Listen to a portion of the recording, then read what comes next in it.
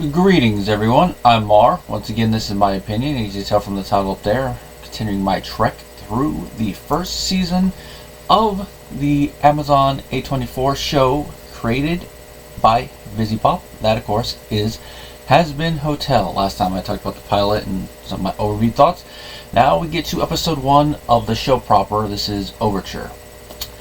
Now, last time I talked about most of my thoughts on the pilot, the overview of the series, and of course a little bit of the stuff when it comes from the jump from the pilot to the series. I think some of it's a little overblown when it comes to the hate and all that.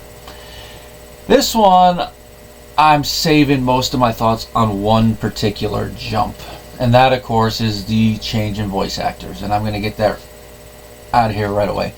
For the most part, I don't mind the change. I mean, either I think they do a pretty good job continuing what the previous voice actor established. Like, one that comes to mind most on that one is going to be Blake Roman taking over the role of Angel Dust from Michael Kovac. You can definitely tell it's a different voice actor if you listen to the voices, but you can see they're going for the same type of thing.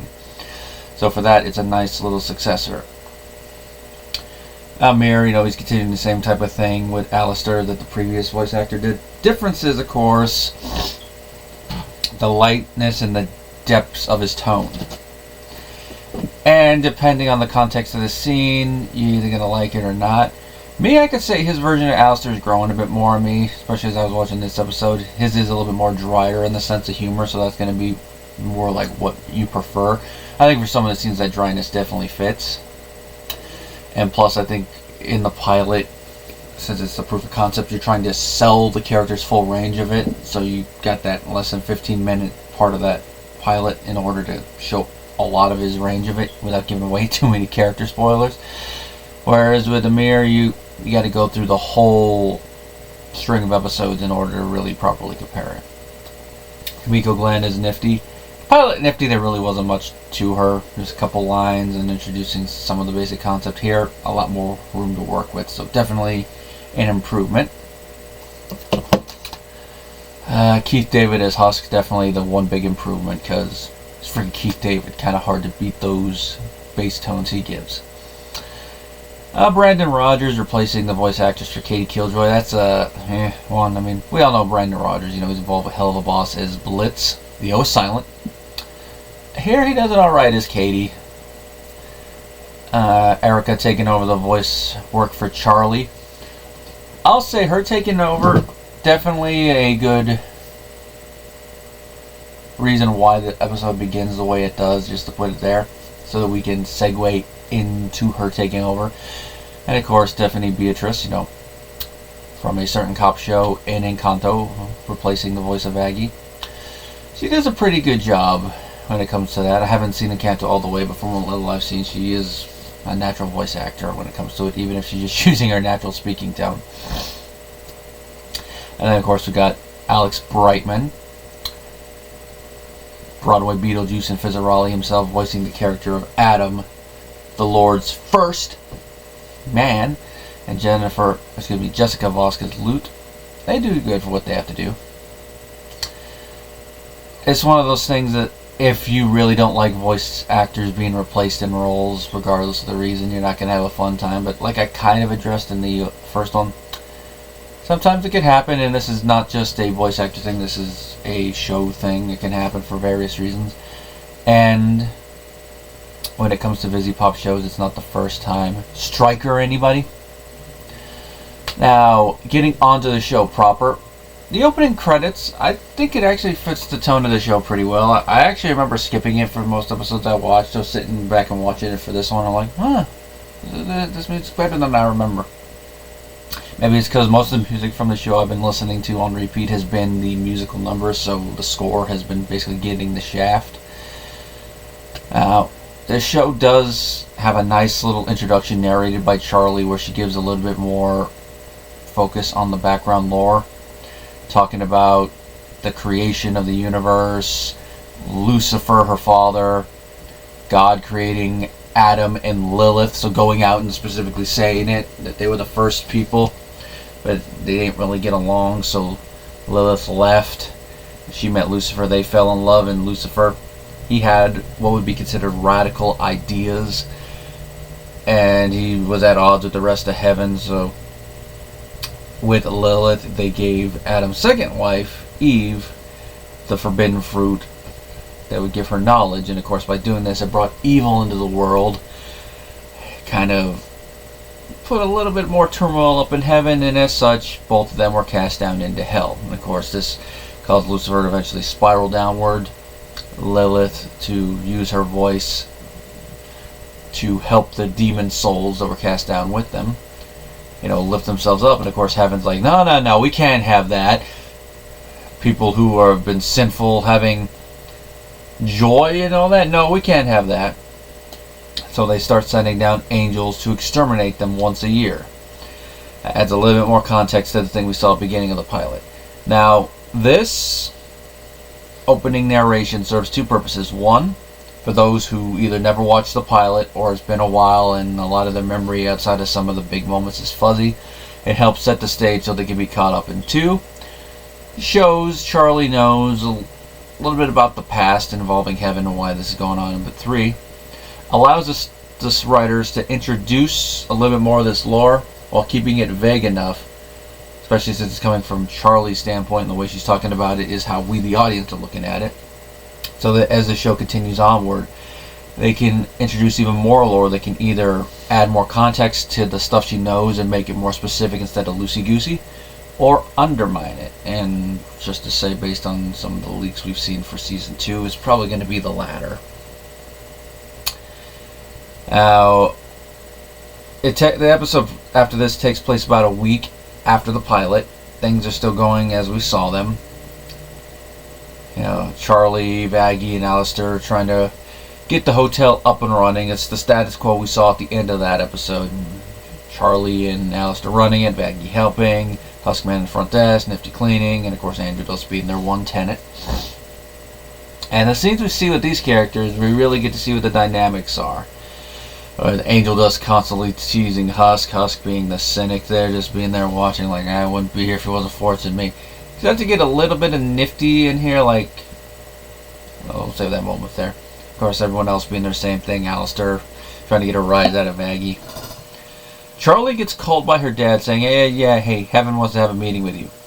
Now Charlie, being the optimist, bleeding heart that she is excited about this because it's like, yes, I can run my idea by Heaven. Even if my dad doesn't believe in it, even if some of the other people here, like Alistair, are only doing it for the lulz and only half believe in it.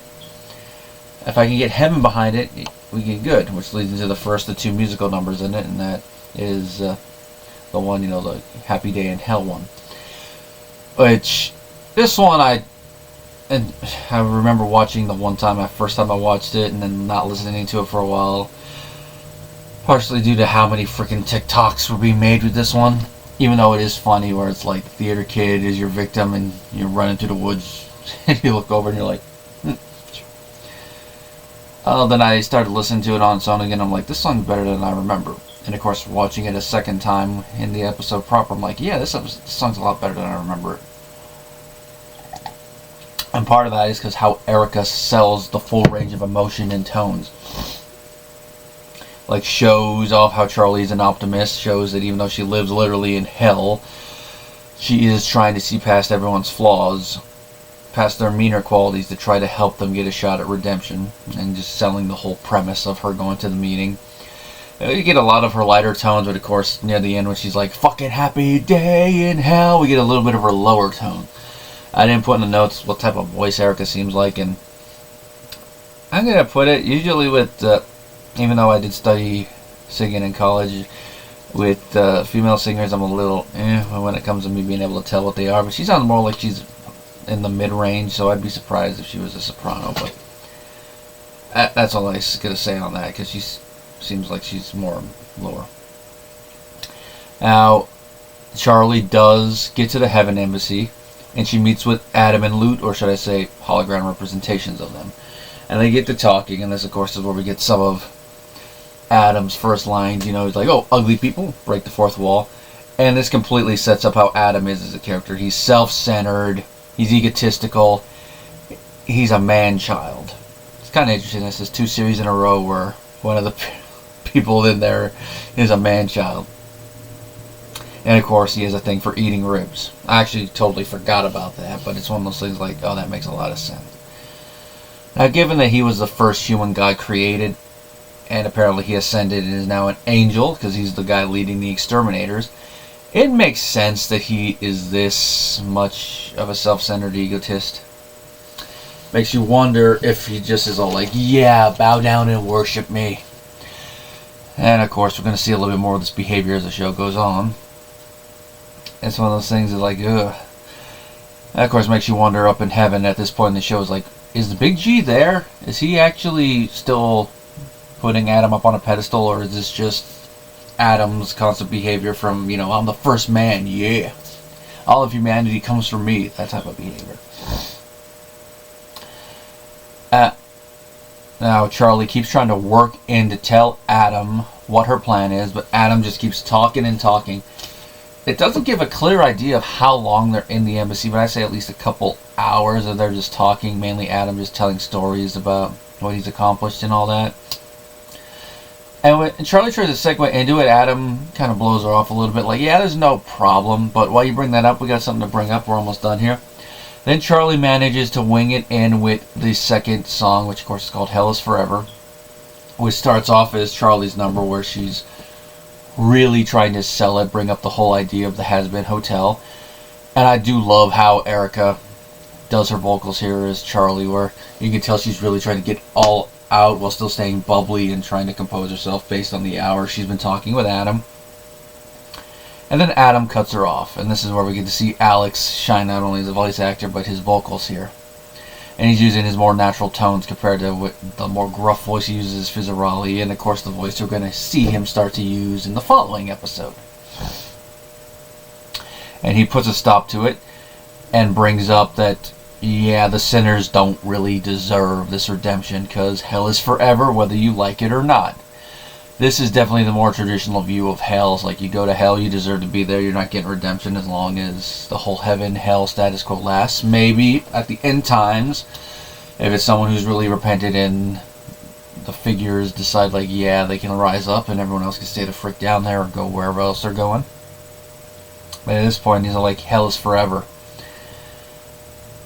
And not only does it show off the status quo viewpoint of how people in heaven view those in hell, but it also really shows off Adam's egotism.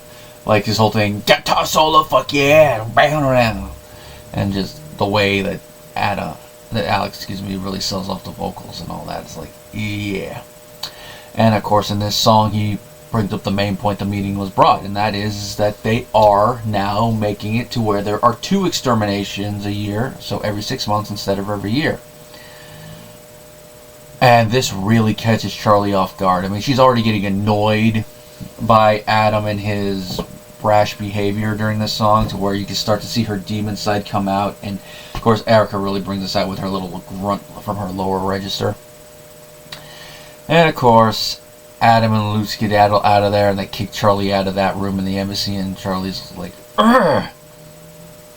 Now while Charlie is dealing with heaven, Vaggie, Alistair, and everyone else are trying to film a commercial for the hotel, because Alistair had already tried filming one, and it really does carry forward with his attitude on the hotel, to where he's really just being like, ha ha ha, this idea, it's never going to work, ha ha, why don't you come down and join us though, ha ha ha ha. And while Charlie is there, they try filming a second one, which shows off all the good character interactions, like Angel Dust trying to mess with Husk while they're doing it, Husk having his script in there, and of course leads to one of my favorite lines Keith David says in the show. I'm not an actor, I can't memorize shit. Just the way he says it, you know, combined with his, why do you think I'm here? And of course we're Nifty finding a little bit of her lore where she cannot say anything while a camera's on her and she's just looking at it like. And then of course a couple things with Alistair, like he glitches when the camera's on him. And of course his line, this face was made for radio. Now, once Charlie goes off, they keep trying to edit it together, or at least Vaggie does, and it's not coming together well. Alistair's poking her a little bit like he usually does. But then they come to an agreement. They make a deal that they will make a better commercial. Or at least Alistair will help and he'll be serious. Now, when I saw this, I'm like, uh-oh. Because I remember in the pilot that making a deal in hell is pretty binding. And depending on the terms and the wording, you got to be careful. It's a Faustian deal. Now, Alistair with this one, he's pretty loosey-goosey. He's not, like, asking for a lot. He just tell, like, I'll help you with it. You just got to make sure you don't ask of that again. So it's enough of a light thing that Vaggie has no issue doing it. Now, we don't see them shake hands on it, but they both agree to it and they carry forth. And Alistair does everything within his power to make this go off without a hitch. He gets extra people to film it and people to help with the stage stuff. Gets costumes for everybody. And it comes off well. So by the time Charlie returns and she's all still upset, Vaggie is, calming her down a bit and say, hey, we filmed another one, and they're going to show it off, and we barely get 5 seconds into it when Katie, Killjoy, and Tom interrupt with a broadcast stating what Adam had told Charlie. There's now total extermination. So now all of hell is in a panic. Now, as Adam mentioned, Hellborn are exempt from it. So even if we could get crossovers right now between this and Hell of a Boss, we wouldn't have to worry about IMP being grabbed by Adam and Luton being, alright, you freaking imps, you're dead. We don't have to worry about Luna being put down. If you were born in hell, you're exempt from it. It's only the sinners that have to worry about it. Which I really hope that in one of the seasons they go into how this whole arrangement came to be in more specifics and not just the background more. Now, even go from the pilot and wondering, okay, where all this is coming from. Because they kind of established the extermination a little bit in the pilot. But not like loose, it's very loosey-goosey. Here they go into it a little bit more. But even going with that, I just don't understand how anyone could not like the introduction of Adam and Luke. Because at one point you are going to have to show people from the extermination. And here, getting a little bit of the politics of it. And some representatives from heaven meeting with the representatives from hell to talk about the extermination. It makes sense to me. Maybe others it might be more like an episode 3 thing. But in episode 1 it makes sense. Especially if it's helping introduce, or should I say reintroduce Charlie's character here. And of course for Adam to be one of them makes sense. The first man God created. And has a little bit of a complex thing to the whole situation. Because Charlie is essentially talking with her mother's ex. Not the most pleasant situation. And then of course it explains why her dad did not want to go talk with him. Because I'm sure Lucifer and Adam try to stay as far apart from one another when and if they can help it. And of course, from what we see, Lucifer kind of hides himself away from the politics when he can. I mean, even in the latest episode of Hell of a Boss, even accounting for the fact that there's that little none shall pass thing, we see Lucifer's chair and there's a sign that says be right back, 5 minutes, and there's a rubber ducky with cobwebs. So shows he hides away from it, which allows, of course, Satan to say whatever the hell he wants without reprisals. Of course, I love the fan art that people have been making of it. It's like, oh, what was that, Satan? You what? You what? Now, that all that lead-up stuff to talk about is like, it makes you wonder, like, why are they doing it every 6 months now? After thousands of years, it's been once a year. Why now? Well, we find out that during this latest extermination, an angel was killed, and all heaven is like, oh crap. So now they want to go down twice a year to make sure that these demons are culled even faster. And as Adam's putting it, he wants to try to exterminate every non-Hellborn demon to make sure that this can never happen again.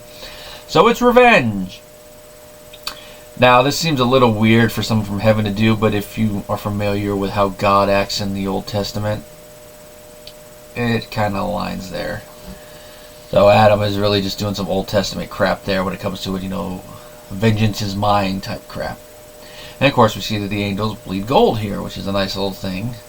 Because in certain mythologies, deities and other angelic beings bleed a gold ichor.